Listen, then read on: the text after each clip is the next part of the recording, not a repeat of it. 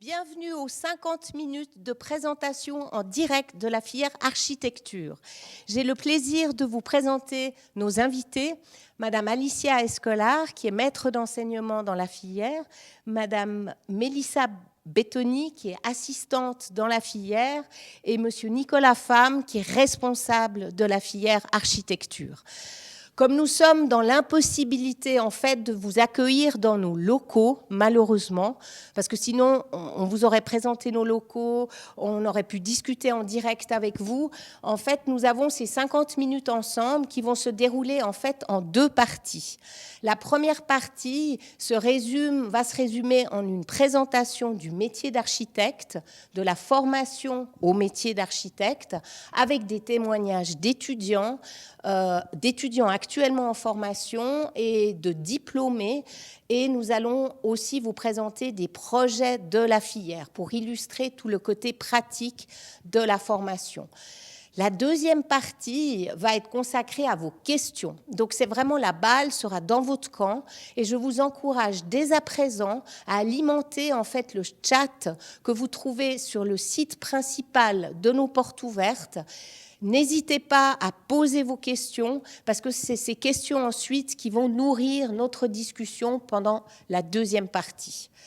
Voilà. Et puis, je démarre donc. Je propose à notre collègue Nicolas Fam de nous expliquer en quelques minutes, si possible 2 minutes, ce qu'est le métier d'architecte. Merci. Alors, le métier d'architecte, il est pas si simple à décrire parce que c'est un personnage qui existe depuis longtemps dans l'histoire de la ville, dans l'histoire des sociétés. Aujourd'hui, c'est la personne qui transforme, on va dire, le monde. C'est celui qui acte la transformation du monde, mais elle n'est pas tout seul dans cette démarche-là. Il y a ceux qui financent, il y a les règlements, il y a ceux qui vont habiter. Et donc, on voit que c'est un métier complexe, un métier difficile, mais très, très intéressant, fascinant, parce qu'on touche un peu à tout. On est un peu comme le médecin du village, on doit s'occuper de tout le monde. Et voilà, donc c'est un métier qui donne énormément de plaisir, mais qui demande beaucoup de rigueur en même temps. Il faut être en même temps créatif, il faut être capable de raisonner de façon très rationnelle, il faut être avec les ingénieurs. Et voilà, donc c'est un métier évidemment qui est très séduisant, ça produit des très belles images évidemment. On a du plaisir à construire ce dans quoi les gens vont habiter, ou bien quand c'est un bâtiment public, que les usages soient bien réalisés. Mais c'est aussi la question symbolique de l'architecture. Il faut que le bâtiment soit pas seulement beau, mais qui représente un peu c'est l'ambition que la société peut attribuer à un bâtiment public. Voilà, donc on touche un peu à tout. On est un peu artiste, un peu ingénieur, on dit, ou bien ni l'un ni l'autre, ça dépend. Mais voilà, c'est une discipline en soi, pour finir. Et voilà, et on apprend en 3 ans à manipuler beaucoup de ces paramètres pour en faire la synthèse. C'est un grand travail de synthèse surtout, pour à la fin trouver sa place dans ce grand ensemble que la société réclame aujourd'hui. Merci beaucoup, Nicolas. Alors, c'est clair, comme l'a évoqué Nicolas, il faut au moins 3 ans d'études pour pouvoir exercer ce métier d'architecte. Et nous vous proposons maintenant une vidéo qui résume la formation au métier d'architecte.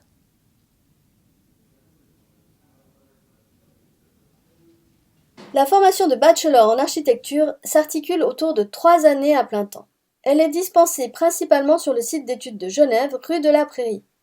Ces années s'articulent autour de 6 grands axes d'enseignement, regroupant différentes matières, qui vous donneront accès à 180 crédits ECTS et, à l'issue de vos études, vous permettront d'acquérir le diplôme de bachelor. La représentation du projet, au sens large du terme, le dessin d'observation, la conception assistée par ordinateur et l'infographie, ce sont des outils nécessaires au métier d'architecte, nous permettant de communiquer les intentions, les informations et les enjeux du projet tout au long du processus. Le but de cet axe est de maîtriser les techniques du dessin manuel, croquis, perspective, axonométrie, ombre et texture, de représenter des proportions et de la perspective, d'utiliser les outils informatisés de dessin pour réaliser des plans, des coupes, des élévations, des modélisations 3D et des images de synthèse. La maquette est, elle aussi, un outil indispensable pour le projet d'architecture. Elle représente la matérialisation de la pensée. Elle met en scène l'espace, un espace tridimensionnel qui permet de vérifier les proportions et les volumes. Vous seront enseignées des connaissances en mathématiques, physique, chimie, thermique du bâtiment ainsi qu'en acoustique et éclairagisme. Vous étudierez l'histoire et la théorie de l'architecture qui font partie des connaissances nécessaires à l'activité intellectuelle de l'architecte et au projet. Le but est de savoir utiliser un vocabulaire adapté et commun à la profession, de connaître des références architecturales et urbaines, pour ensuite appliquer ces connaissances dans la conception et la présentation d'un projet. Ce module apporte les outils nécessaires à l'apprentissage d'un savoir-faire constructif complet. La découverte et l'expérimentation, faisant appel au bon sens et au pragmatisme, viseront tout au long du bachelor à vous faire comprendre l'interaction entre les différents états de la matière, les champs des forces et les modes de mise en œuvre. Les ateliers de projet, c'est un des piliers de la formation, où vous apprendrez la méthodologie afin de concevoir des projets d'architecture. La première année a pour objectif d'amener les étudiantes et étudiants vers un niveau commun servant de base à la poursuite des études. La deuxième année, thématique, axée autour du logement, permet l'apprentissage des bases d'une culture architecturale solide. La troisième année amène ensuite les étudiantes et étudiants à entrer dans le processus de construction de bâtiments complexes, publics et hybrides, et d'assimiler les enjeux de la durabilité. Pour finir, un travail de bachelor vérifiera votre capacité à développer de manière autonome un projet d'architecture, de la conception jusqu'à la vérification constructive. Ce module a pour but de vous préparer à la mise en place d'une organisation favorisant un déroulement efficace du projet et de sa construction, mais aussi de comprendre la législation et l'application des lois dans le domaine du bâtiment, tout en vous inscrivant dans une démarche de développement durable. Si vous souhaitez vous inscrire au bachelor de la filière architecture, vous devrez satisfaire l'une des conditions suivantes. Maturité professionnelle couplée à un CFC dans le domaine. Si le CFC relève d'un domaine différent de celui de la filière choisie, une année d'expérience pratique dans le domaine est exigée. Diplôme de technicien ES dans le domaine avec possibilité d'équivalence. Maturité gymnasiale ou spécialisée complétée d'1 an de pratique professionnelle dans le domaine. Diplôme étranger jugé équivalent sur validation du service des admissions. 1 an de pratique professionnelle dans le domaine choisi est exigé. Vous pourrez évoluer au sein de bureaux d'architectes, d'urbanistes ou d'aménagement du territoire. Vous pourrez aussi travailler dans la fonction publique et les services techniques des administrations publiques, ou encore vous orienter vers des bureaux d'ingénieurs spécialisés tels que l'environnement, l'énergie, la restauration du patrimoine, la gestion immobilière ou les entreprises de construction. Pour celles ou ceux qui ont le désir de continuer sur une voie académique, il est aussi possible de poursuivre votre formation avec un master en architecture, comme celui que propose la HES-SO ici à Genève ou encore à Fribourg ou Burgdorf. Un très grand merci pour votre attention, j'espère avoir su rendre cette présentation intéressante à vos yeux et vos oreilles, et n'hésitez pas à vous rendre sur le site internet de l'école.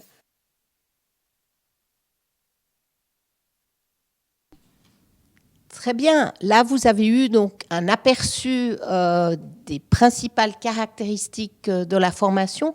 Mais en fait, j'ai une question. Il y a combien d'étudiants actuellement dans la filière architecture ? Il y en a un peu plus que 200. Ouais. Oui, on a des volets Voilà. de à peu près 70-80. Et puis ensuite, on a quelques masters.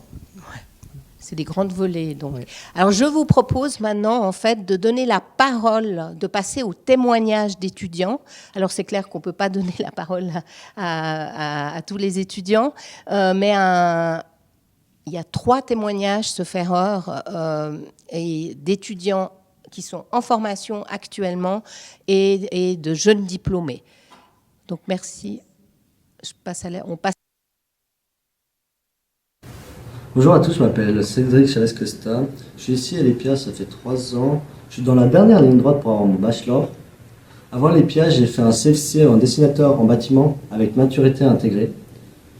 Puis, j'ai travaillé une année dans un bureau d'architecture.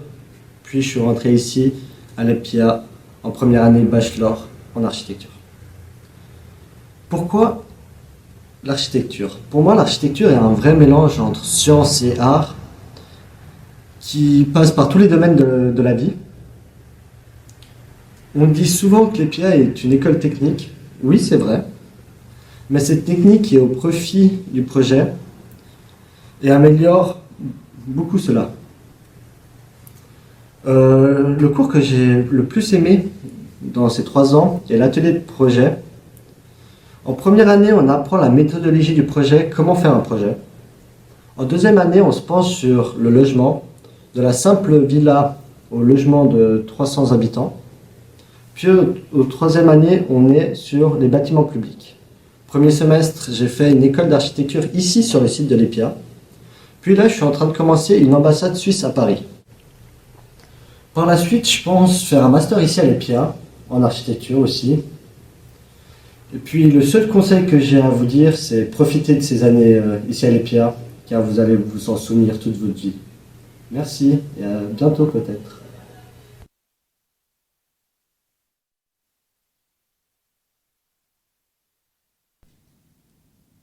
En principe, il y a un deuxième témoignage qui doit suivre, si je ne me trompe pas.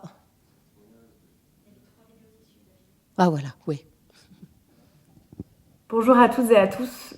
Alors tout d'abord, je m'appelle Victoire Brem. Je suis actuellement en première année de master en filière architecture à l'EPIA. Covid oblige, malheureusement, je vais essayer de vous partager à travers cette vidéo au mieux mon expérience à l'EPIA. Donc peut-être d'abord quelques mots sur ma formation. J'ai commencé en fait avec un baccalauréat en section scientifique, donc une maturité en France. Puis j'ai fait 1 an de stage et je suis rentrée ensuite en première année de bachelor à l'EPIA.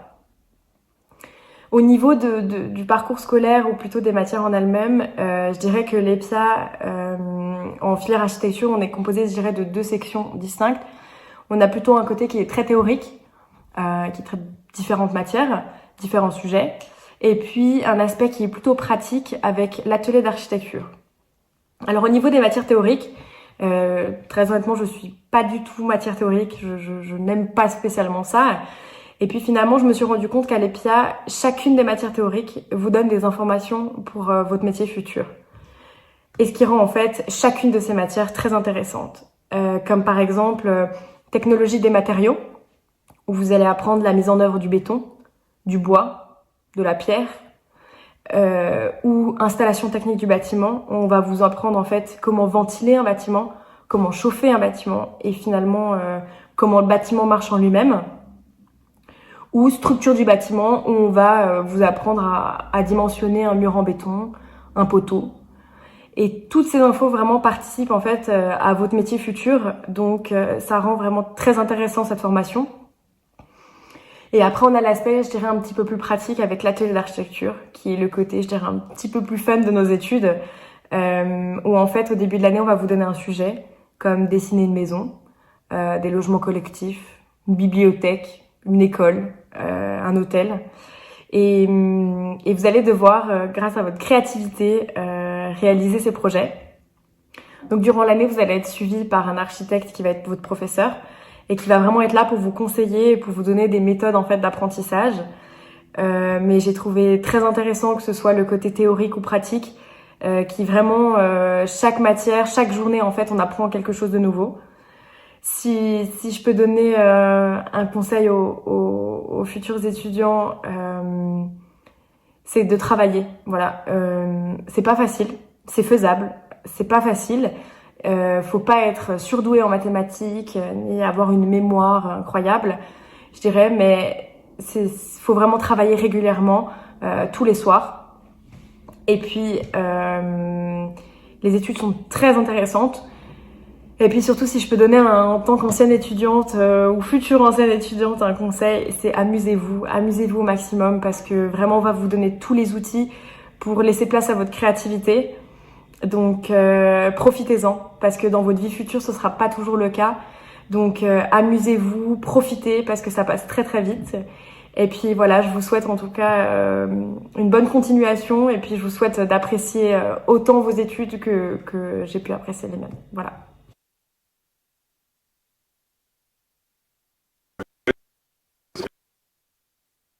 Bonjour à tous, Benoît Séraphin, je suis architecte au sein du bureau EICOS et enseignant en histoire de l'architecture à l'IPAC. J'ai été diplômé de l'EPIA en 2016, puis j'ai travaillé dans divers bureaux, plutôt de grande taille, et j'ai choisi l'année dernière de fonder une petite société, un petit bureau avec un ami, voilà, diplômé de l'EPIA également. On a été formé dans une école qui était professionnalisante.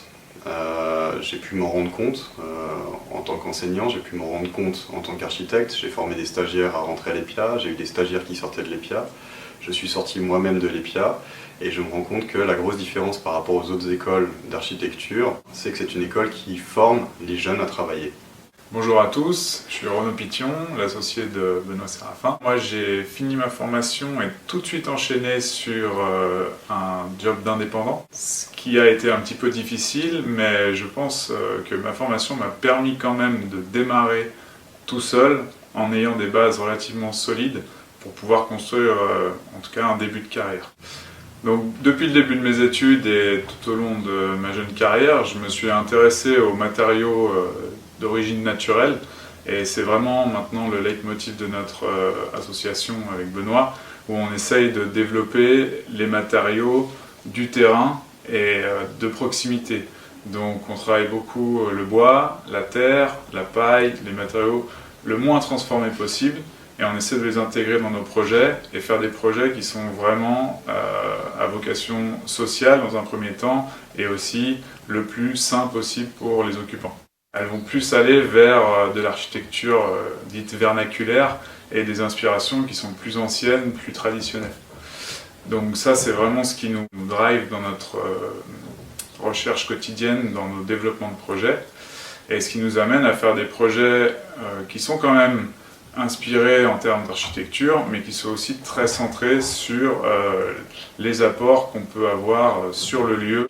En reprenant tout ça, ce que je peux vous conseiller sur la formation, c'est de chercher vos inspirations tout au long du cursus, de voir ce qui vous intéresse le plus, et puis après de savoir comment vous-même, dans votre propre carrière, vous allez pouvoir développer vos grandes inspirations. Une chose qui m'a passionné finalement tout au long de cette formation et de ma vie professionnelle, c'est que l'architecture touche énormément de domaines différents. Et du coup, ça vous amène à être curieux de beaucoup de choses. Et alors, soyez curieux de tout. Même de ce que vous aimez pas, vous verrez, parfois on se découvre. Le bureau EICOS a eu l'opportunité de participer à un concours pour la mairie de Compiègne, qui était une école primaire. Il fallait s'insérer dans un site qui est un site rural, avec tout un complexe à proximité historique, un château, une vieille école et une église. La thématique était relativement simple, c'était s'insérer dans ce milieu complexe avec un volume relativement large. L'aspect important qu'on a essayé de développer aussi dans cette école, c'est vraiment se centrer sur l'usage des jeunes enfants et puis le développement des jeunes enfants. Du coup, pour nous, ce qui était important, c'était de leur apporter un cadre de vie très agréable, lumineux, ludique, avec justement des espaces de circulation qui étaient pratiques pour pouvoir faire des jeux, pour pouvoir s'exprimer. Une étape importante dans un bureau de pouvoir travailler sur une école et d'avoir la responsabilité de développer le cadre de vie des jeunes enfants, pour nous c'est quelque chose d'important parce qu'on est là pour les gens, on essaie de faire des bâtiments pour les gens avant tout et de leur donner ce qu'on peut générer de mieux. Très bien. Après ces témoignages très concrets et avant que nous passions en fait à la présentation de projets développés par des étudiants pendant la formation, est-ce qu'à ce stade, il y a un message que vous aimeriez passer, par exemple, à une future candidate pour entrer en filière architecture ? J'y vais. Je dirais peut-être une chose qu'on a passé très vite. Il y a aussi le moyen pour toutes celles et ceux qui ont fait une maturité gymnasiale ou un bac en France, de faire la classe passerelle. Là, on a parlé de stage dans un bureau d'architecte, mais il y a aussi la possibilité de faire une année de classe passerelle. C'est à peu près 6 mois de cours et 3 mois de stage dans un bureau. Et ça, c'est pas mal. C'est vrai que ça me permet juste de rebondir. Un point que j'ai oublié de vous dire en introduction.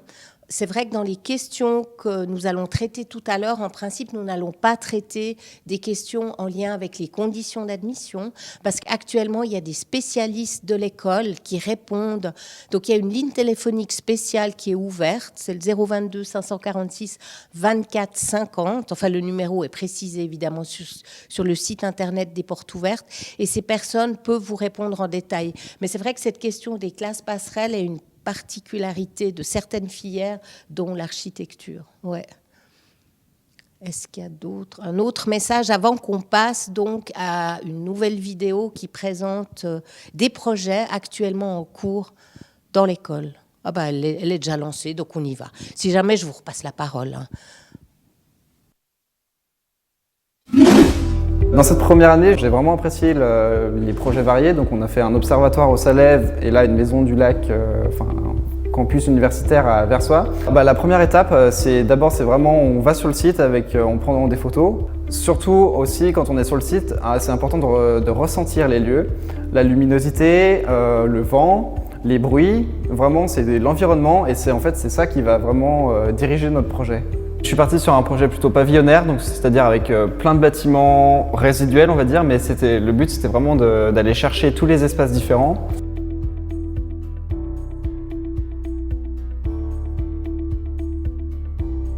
Et on s'est penché également sur la question de la construction, vraiment, donc la matérialité. Et c'est très important et ça nous fait vraiment prendre conscience de la réalité de la construction des éléments. Dans ce projet, j'avais plutôt bien aimé, c'était de vraiment imaginer les bâtiments et penser l'intérieur, notamment les chambres d'étudiants, puisque j'ai vraiment pensé la chambre comment moi j'aimerais qu'elle soit faite pour moi. En tant que jeune, on sait que c'est aussi important de ne pas être seul et de partager au maximum, donc c'était vraiment la mise en valeur du site et la réunion, on va dire. L'objectif, c'était de créer vraiment tout l'environnement nécessaire à un étudiant dans un cadre de vie spécifique, donc près de la ville, mais à la fois dans un lieu complètement pas du tout urbanisé. Moi, j'ai choisi de créer 2 espaces, mais qui créaient un seul et même ensemble. C'est-à-dire que c'était 2 cours qui s'assemblent en fait comme le yin et le yang un petit peu. On a vraiment eu pas un esprit de famille, mais presque, surtout qu'on est dans nos ateliers. On a la chance à l'école d'avoir nos salles attitrées et donc du coup on a vraiment ce lien en fait avec les autres étudiants et on partage beaucoup. Même si on a des projets différents et qu'on se partage les idées, à la fin on a quand même des projets extrêmement différents et tous très aboutis. Donc c'est ça que je m'y attendais le moins en fait quand je suis arrivée et que j'ai été agréablement surprise. Et cette deuxième année est consacrée à l'architecture de l'habitation.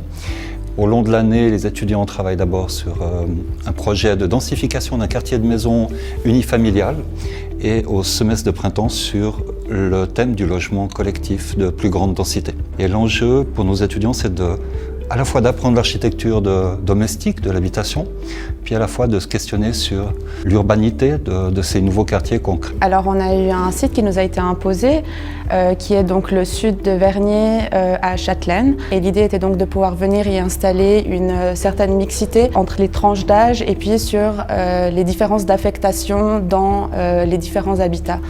Donc là, on a du coup la première étape où on est vraiment à la grande échelle. Ensuite, on fait un zoom, on arrive sur une plus petite échelle dans laquelle on va pouvoir venir du coup implanter une volumétrie où on va venir implanter le projet. Et ensuite, troisième étape est de réfléchir donc à l'affectation des pièces, à l'affectation des étages en fonction de la forme qui aura été prédéfinie. Le bachelor ici à IPA, il permet de pouvoir au bout de 3 ans déjà être diplômé architecte, de pouvoir pratiquer dans la vie professionnelle en Suisse et nous permet déjà d'avoir des bonnes bases pratiques pour pouvoir ensuite être à l'aise dans la vie professionnelle. En troisième année, ce qu'on a eu cette année, c'était un projet d'une école d'architecture sur le site de l'EPIA. On a dû recréer une école dédiée uniquement à l'architecture. Donc on a commencé par tout ce qui était un peu maquette, analyse de site, et puis peu à peu on a construit le projet autour de ce thème qui était une école d'architecture. J'ai commencé par proposer un bâtiment qui était hexagonal. On avait plusieurs faces et puis l'enseignant n'était pas très compréhensif, c'était pas une des formes les plus appréciées. Donc on a eu des discussions avec l'enseignant, puis peu à peu la forme elle s'est ramenée à un rectangle assez massif et fallait faire un choix, prendre cette forme puis qui est assez simple et la rendre complexe. Je me suis dit ça va être facile et en fait tout le contraire, c'était beaucoup plus compliqué de venir placer ces éléments au milieu de la boîte et puis peu à peu la forme elle est restée figée, puis c'est à l'intérieur qu'on a commencé à travailler, on a changé d'échelle de nouveau, puis on a continué à dessiner par-dessus. Il fallait réussir à mettre une entrée à ce niveau-là et une entrée aussi à ce niveau. Donc il fallait trouver des éléments, puis y a un élément qui m'a beaucoup aidé, c'est le fait de prendre la salle maquette et de venir la rabaisser. J'ai appris que c'est pas parce que c'est simple comme forme que ce qu'on va montrer le sera, ou l'étude qu'on va faire dessus va être simple. Je trouve que la particularité de EPIA, en tout cas de notre école, c'est vraiment d'arriver à associer une vision de l'espace, que c'est celle propre de l'architecte, à un savoir-faire constructif, un savoir-faire suisse, comment on aborde l'architecture avec d'un côté vraiment ses qualités constructives et de l'autre une autre qualité spatiale, tout en intégrant aussi les enjeux de la durabilité. On est toujours étonné de combien de variantes, de projets il y a à la fois sur un site. Nos étudiants ils sont souvent très motivés, très passionnés, donc ça fait vraiment plaisir.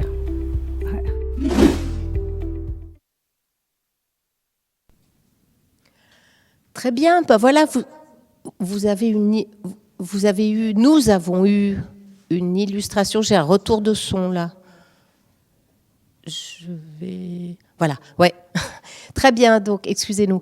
Nous avons eu donc une illustration des aspects très, très concrets des études à l'école grâce à ces témoignages et puis à ces projets d'étudiants. Alors, je propose, puisque je suis un peu la garante du temps, comme il est presque 16h30, je propose maintenant qu'on passe aux questions de nos internautes. Et j'ai déjà une première question qui est posée par Estelle, qui nous demande « Je ne sais pas bien dessiner, est-ce que ça va pour entrer dans l'école ?» La parole. Alors, bonjour Estelle, et puis... c'est pas grave, il y a un cours qui s'appelle représentation et on va vous aider à apprendre à dessiner. Ce qui compte, c'est l'exercice. Franchement, moi, quand j'étais aux études, donc ça fait un petit moment, on nous disait il faudrait dessiner tous les jours. Et avec la pratique, à la fin, on arrive très bien à dessiner. Donc moi, si j'étais elle, je me ferais aucun souci. C'est plutôt le plaisir, avoir envie de dessiner. Si elle n'arrive pas très bien à dessiner maintenant, c'est vraiment pas très grave. Très bien, merci. Ensuite, Jean-Charles. Est-ce qu'il faut être bon en maths ? C'est vrai que cette question a été un peu évoquée par les étudiants, mais je vous la repose. Je dirais qu'il y a des notions à savoir, dans le sens où, en première année, il y a un espèce de rattrapage et de mise à niveau.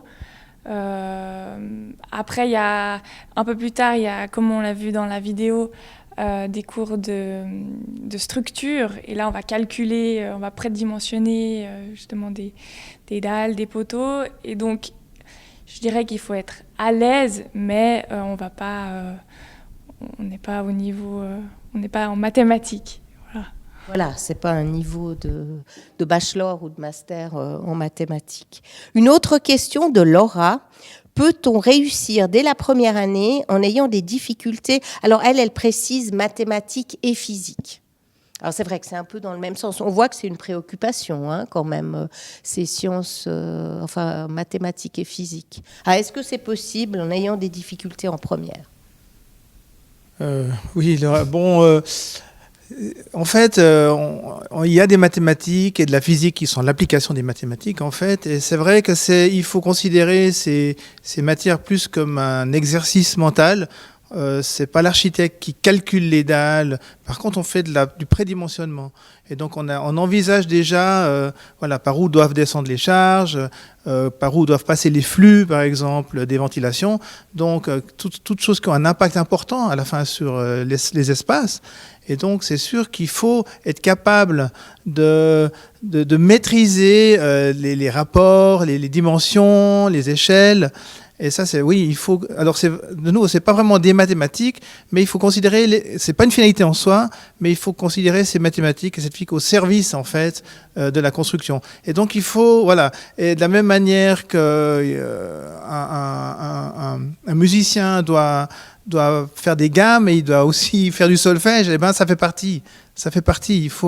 Il y a certaines. Ce ne sont pas des notions de base, mais des principes qu'il faut acquérir, effectivement. Même qu'on a une équipe d'enseignants, donc on parlait des volets, hein, c'est à peu près 80 étudiants, mais ensuite, typiquement en mathématiques, ils sont distribués dans différents cours, donc ils sont bien encadrés aussi. Donc même j'imagine hein, que même si c'est pas des Einstein en puissance, en tout cas il y a l'encadrement de l'école qui devrait permettre à chacun de faire au mieux en fait. S'en sortir. Et puis peut-être que je me trompe parce que je ne suis pas du domaine, mais le fait d'avoir ces mathématiques et physiques qui sont appliquées à un domaine qui est vraiment pratique, c'est sans doute aussi pour l'étudiant plus facile de trouver du sens, hein, parce que des fois quand on est dans la formation de culture générale avant d'être en HES, on apprend des maths et puis on voit peut-être pas forcément à quoi ça va servir, alors que là, est-ce que ce volet vraiment mis en application peut aussi être aidant ? Enfin, de se rendre compte à quoi ça sert immédiatement. Puisque je m'imagine que les exercices sont aussi adaptés à des réalités professionnelles. Ou bien, enfin, je pose la question. Hein. Je n'ai jamais suivi de cours en architecture. Dans la formation, oui. En deuxième année et en troisième année, il y a justement des cours d'installation technique où on prédimensionne de nouveau. On n'est pas technicien, on n'est pas installateur, ventilateur, voilà. Mais on va appliquer les maths à ce moment-là. Mais en première année, il y a un cours de maths et un cours de physique où justement qui sont encadrés, qui sont pas forcément en application là dans l'architecture. D'accord. Ensuite, Estelle nous pose la question, on peut faire le bachelor à temps partiel pour travailler à côté ? Alors, c'est une question qui est récurrente. Le principe des études est qu'il est continu, en fait. Ça, le principe global, c'est que c'est 3 ans et puis vous suivez le cursus. Néanmoins, le plan d'études, il est ainsi fait que les branches sont regroupées entre elles. Ça veut dire que certaines personnes sont dans l'obligation, en fait, de travailler à côté. Mais il ne faut pas considérer qu'on puisse simultanément vraiment faire ses études et travailler. On peut, un jour et demi, faire autre chose. Ça va évidemment rallonger d'autant les études, parce que c'est une question il faut réussir l'ensemble des matières. Mais, on va dire, fondamentalement, il faut suivre les études pour ce qu'elles sont. Mais il y a la possibilité d'aménager, en tout cas, si le plan d'études permet d'aménager. Mais il n'est pas conçu comme étant hybride. Voilà. C'est vrai que c'est une formation à la base qui est prévue pour être à plein temps, finalement. Vraiment, ouais, comme ça. Ouais. Ensuite, nous avons Alexandre qui nous demande, est-ce que vous avez une base de données pour nous aider à trouver un stage ? Alors, je peux répondre tout de suite, non, on n'en a pas. Non, mais pour une raison simple, c'est que c'est une base de données comme ça, mutée en permanence, parce qu'il y a des bureaux qui engagent, ils n'ont plus la place. Et donc, en fait, on n'a pas. C'est une information qui change en permanence. Et nous, c'est pas notre rôle de tenir à jour ce que le marché met à disposition. Parce que déjà, ça peut changer d'un mois à l'autre ou d'une semaine à l'autre. Donc, effectivement, voilà, à titre individuel, des enseignants connaissent des bureaux, ils peuvent dire, voilà, essayez chez ceux-là. Mais l'école, ce n'est pas tout dans sa vocation de faire ce lien, d'une part. On est une école qui a un plan d'études, mais d'autre part, c'est une donnée qui change en permanence. Donc, on n'est pas... Voilà. Alors Alexandre nous demande aussi, le master nous amène quoi de plus? Alors le master, il amène, c'est 2 ans de plus quand même, mais il amène 2 choses. C'est à l'issue du master, vous avez un diplôme qui est équivalent à celui des hautes écoles, comme on les appelle, les EPF, et l'Académie de Mendrisio de l'Université de Suisse italienne.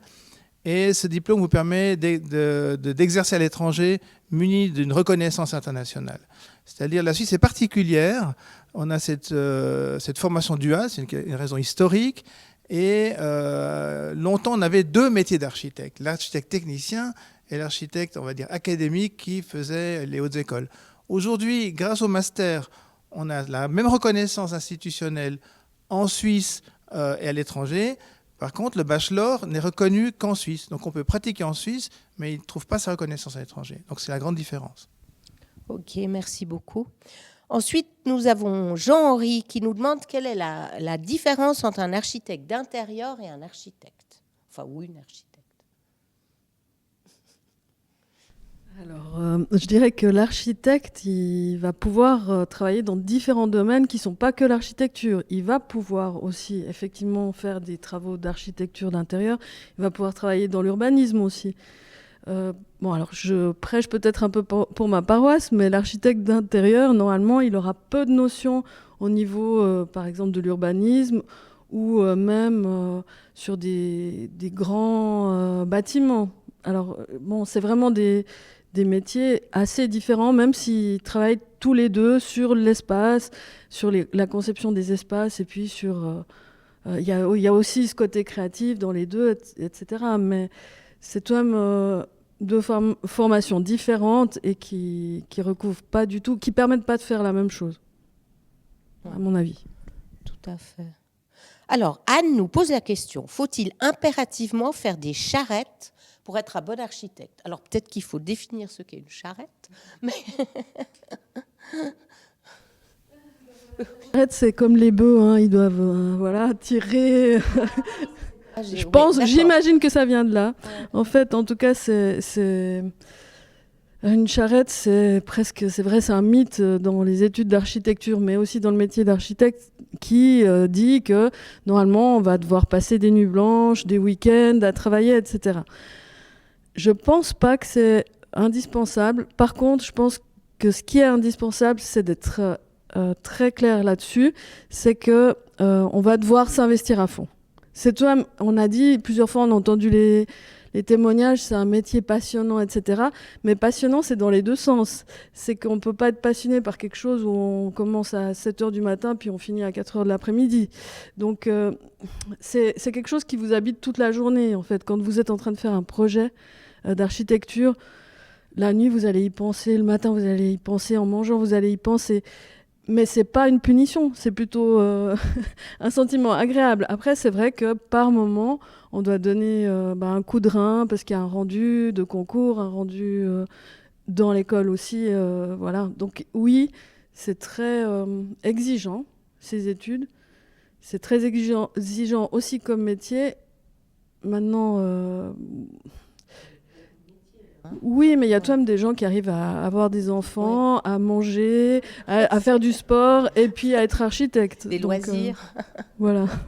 Ouais. Mais c'est vrai que je peux témoigner au sein de l'école, quand on est à quelques jours de rendu important, on sent qu'il y a une présence importante dans l'école, en effet. Puis on nous sollicite pour des accès et tout. Alors, bon, Nicolas, vous avez déjà répondu à la question, est-ce que le diplôme de bachelor permettrait à l'étranger? Non, il faut le compléter par un master. Hein. Alors, Clara nous pose la question, à quoi ressemble une semaine typique d'étudiant en première année de bachelor? Alors, peut-être que Mélissa peut répondre. Alors, je dirais à du travail. Il y a les cours la journée. Je crois que tous les jours de la semaine, ils ont des cours. Peut-être le mercredi après-midi, ils finissent un peu plus tôt. Mais tous les jours, donc ils finissent vers 17h. Et puis après, il y a le travail à la maison, parce qu'il y a du travail à la maison selon les semaines. De nouveau, c'est de la même chose. Plus on s'approche d'un rendu, plus on va travailler après les cours le samedi et le dimanche. Maintenant, voilà, il faut aussi s'accorder du temps pour réfléchir, pour penser au projet tranquillement. Mais c'est en tout cas pendant la semaine plein de cours différents et puis après du travail personnel. Merci. David nous pose la question, est-ce qu'il y a beaucoup de personnes qui travaillent directement à la sortie du bachelor? Oui. Alors, je parle plus pour ceux qui ont fait le bachelor avec moi, parce que moi j'ai fini le bachelor en 2018. Il y a 90% de mes camarades qui travaillent maintenant dans un bureau. Quelques-uns travaillent à mi-temps et font le master. Mais quasiment tous mes camarades travaillent. Ouais. Extra, merci beaucoup. Anthony nous pose la question, l'histoire et son influence sur l'architecture est-elle une connaissance importante à acquérir? Pendant les études qui vont l'acquérir. Après, alors, de nouveau, les cours d'histoire et de théorie, c'est vraiment des bases. Et puis, normalement, l'étudiant, il va lire des livres à côté, il va voir des revues. Enfin, il y a toute une partie de travail autonome qu'il va faire, franchement, pour son plaisir. Parce que alors, ça, c'est vraiment une branche que, normalement, on aime bien. Voilà.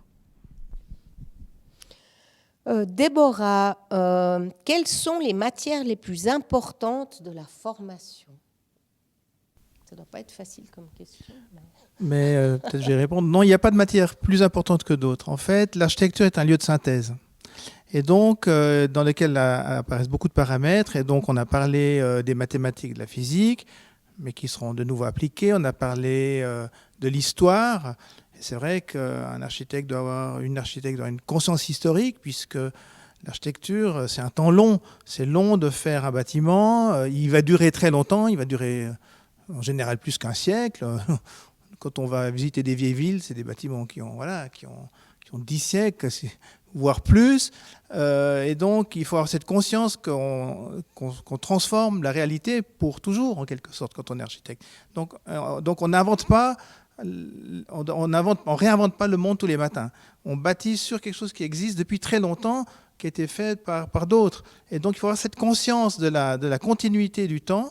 Et bon, alors donc, l'histoire, elle est tout aussi importante que les maths. Il y a la question de la représentation, on en a parlé. Comment est-ce qu'on traduit nos pensées par le dessin?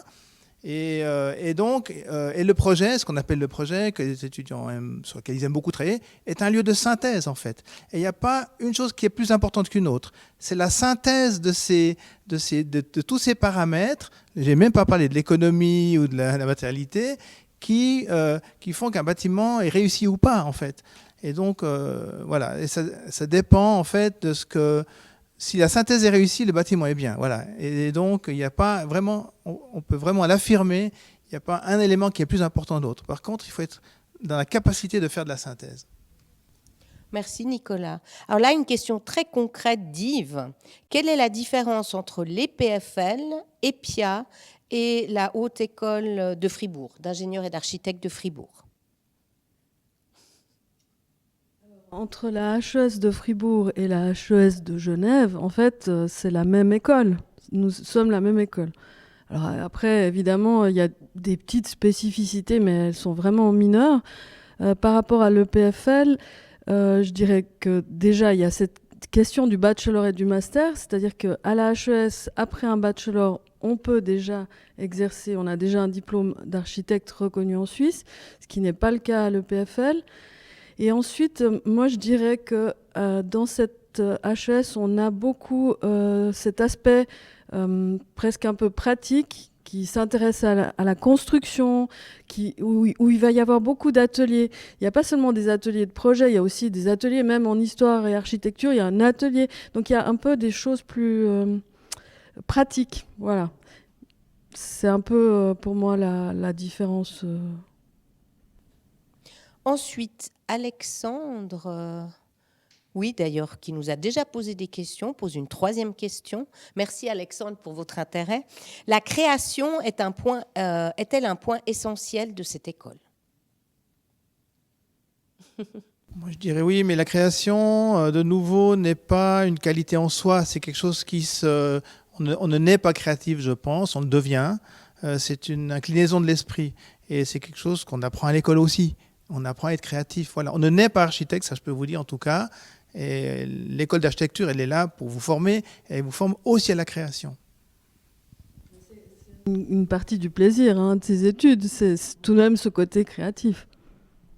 Je crois que ça a été bien soulevé aussi dans les vidéos. Enfin, j'entends l'étudiante qui dit « mais faites-vous plaisir, on vous met un tas de moyens à disposition pour justement créer, pour vous développer cette compétence-là ». Jean-Philippe nous demande « est-ce que si on rate un module, on peut quand même passer à l'année suivante comme dans toutes les HES ?» Alors la réponse est non. Alors d'abord, je ne pense pas que c'est comme ça vraiment dans toutes les HES, mais effectivement, en architecture, il faut, comme dans les universités ou dans les EPF, il faut réussir les modules de l'année pour pouvoir passer à l'année suivante.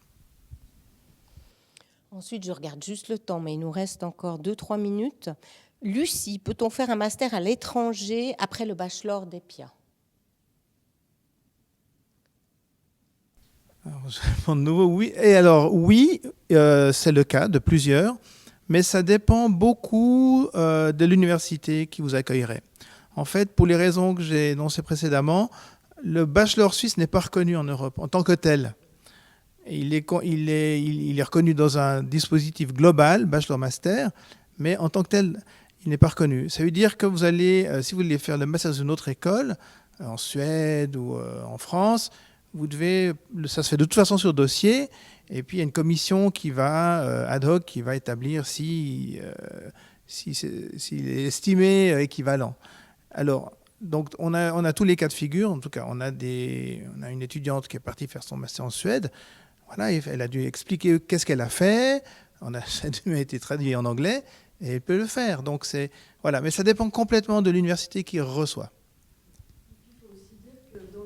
Du master, enfin, cette étudiante ou étudiant qui finirait son bachelor ici à EPIA pourrait aussi s'inscrire au master ici à EPIA et ensuite bénéficier du programme Erasmus qui vous permet de partir en tout cas une année sur les 2 années de formation.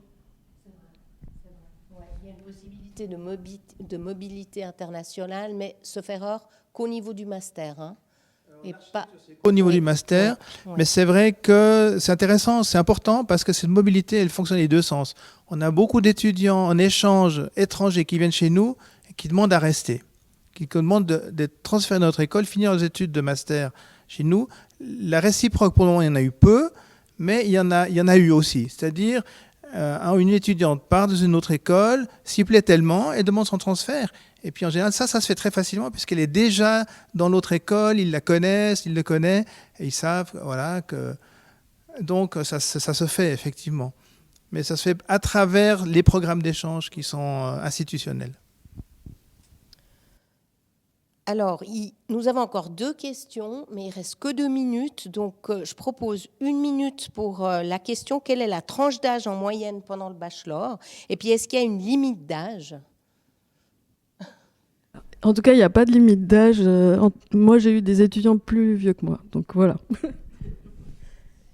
La tranche d'âge, je dirais entre 18 et 25 ans. Oui. C'est la moyenne. Après, l'entrée, c'est l'âge moyen quand on commence le bachelor. Voilà. Ouais. Tout à fait. Alors, il y a une personne qui demande quel est le prix de la formation, mais là, je vous propose d'aller sur le site internet parce que vous avez vraiment tous les renseignements. Écoutez, moi, je remercie chaleureusement les invités de la filière d'architecture. Je crois que ces questions nous ont permis un peu d'avoir une vue d'ensemble des questions que les personnes pourraient avoir.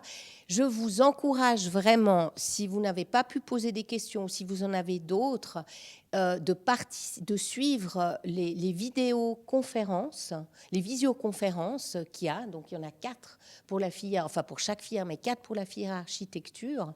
Ensuite, je me permets de vous rappeler que cette séance que nous avons eue, ça c'est 50 minutes de présentation en direct, ont été enregistrées. Donc, vous pouvez les repasser en replay sur le site internet de nos portes ouvertes.